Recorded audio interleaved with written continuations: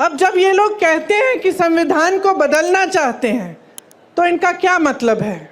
इनका मतलब ये है कि जितने भी अधिकार आपको दिए गए हैं वो अधिकार कम करेंगे, उनको कमज़ोर किया जाएगा।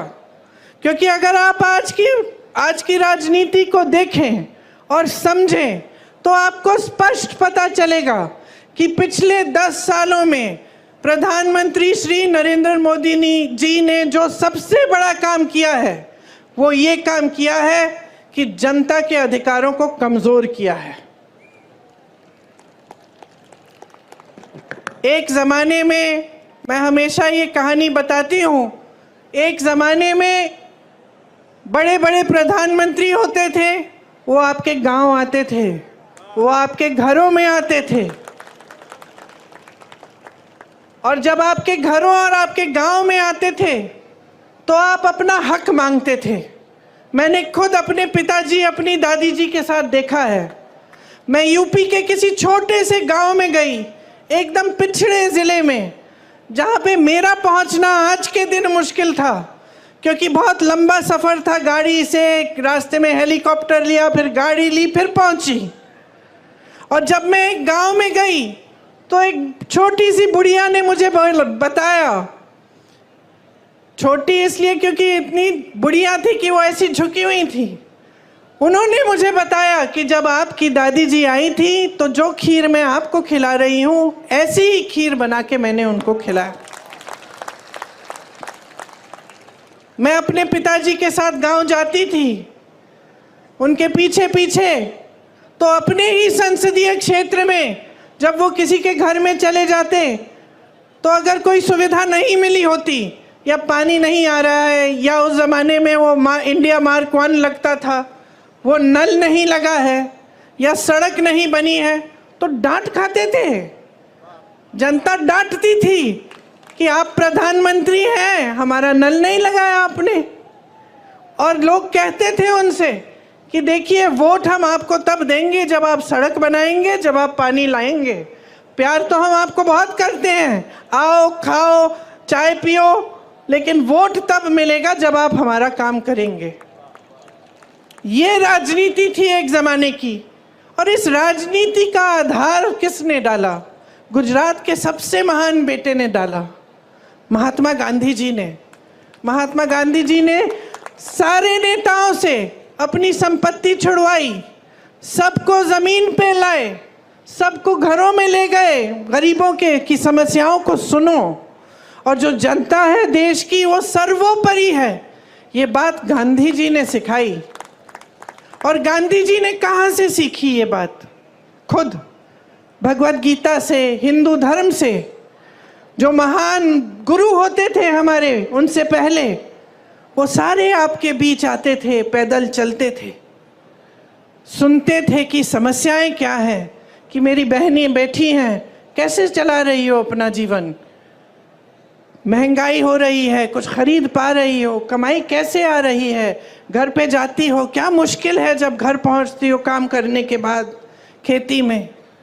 किसानों से पूछते थे, समझते थे, मजदूरों की समस्याएं समझते थे, और उसी आधार पे अपनी नीतियां बनाते थे। तो अगर कोई नीति बनती थी देश में तो उसे इस आधार पे बनती, जैसे अगर मजदूरों के लिए कोई नीति बनती तो मजदूरों से बातचीत करके बनती, किसानों के लिए कोई नीति बनती तो किसानों की समस्याओं को समझ के, उनकी मुश्किलों को देख के बनती।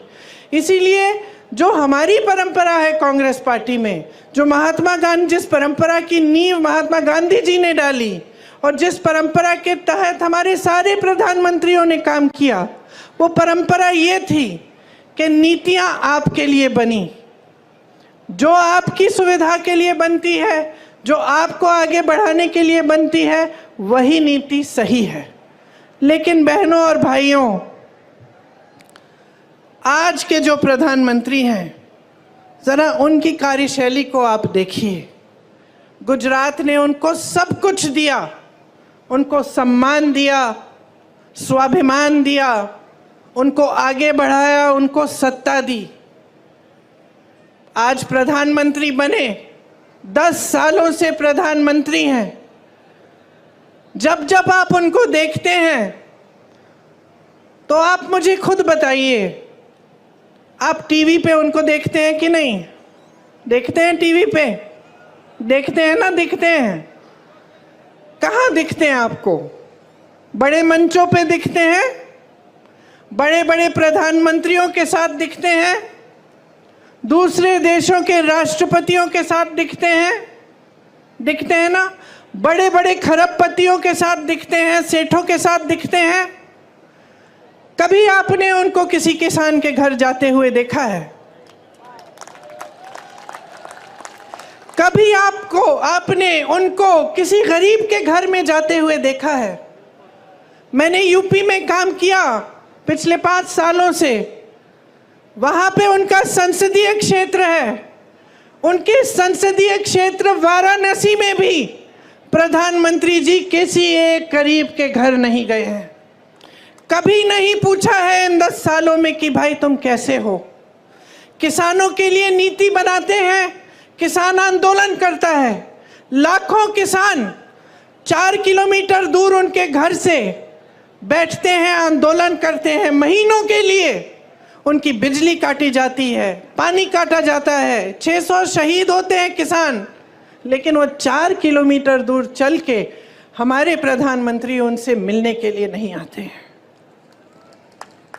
जब उनको पता चलता है कि चुनाव आ रहा है और ये किसान आंदोलन कर रहे हैं, हमें वोट नहीं मिलेगा, तब चुनाव के 2 महीने पहले वो कानून बदल देते हैं। ये है उनकी कार्यशैली। वो मेरे भाई को शहजादा बोलते हैं। मैं उनको बताना चाहती हूँ, ये शहजादे 4000 किलोमीटर पैदल चले हैं।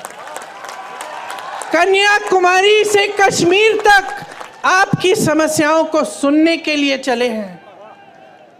मेरी बहनों से मिले हैं, मेरे भाइयों से मिले हैं, किसानों से मिले हैं, मजदूरों से मिले हैं और सबसे प्यार से मिलकर पूछा है कि तुम्हारे दिल में क्या मुश्किलें हैं, तुम्हारे जीवन में क्या समस्याएं हैं, उनको हम हल कैसे कर सकते हैं। और एक तरफ आपके शहंशाह नरेंद्र मोदी जी महलों में रहते हैं। आपने कभी टीवी पे उनका चेहरा देखा है? एकदम साफ सुथरा सफेद कुर्ता, एक दाग नहीं है धूल का, एक बाल इधर से उधर नहीं हो रहा है। वो कैसे समझ पाएंगे आपकी मजदूरी, आपकी खेती? कैसे समझ पाएंगे? कैसे समझ पाएंगे कि आप किस दलदल में धंसे हुए हो? महंगाई से आप दब चुके हो। हर तरफ महंगाई। मेरी बहनें, मिट्टी के का तेल आज कितने का है? सब्जी खरीदने जाती हो, मिलती है क्या? तुम भाव क्या है उसका? पेट्रोल डीजल का दाम क्या है? मेरे किसान भाइयों, किस तरह से गुजारा कर रहे हो?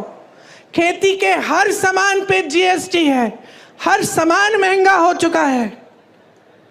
मेरी बहनें, अगर कोई त्योहार होता है, कुछ खरीदना पड़ता है, नए कपड़े, बच्चों के लिए कोई वर्दी खरीदनी पड़ती है, फीस भरनी पड़ती है, कोई बीमार पड़ जाता है, इलाज करना पड़ता है, तो क्या हालत होती है आपकी?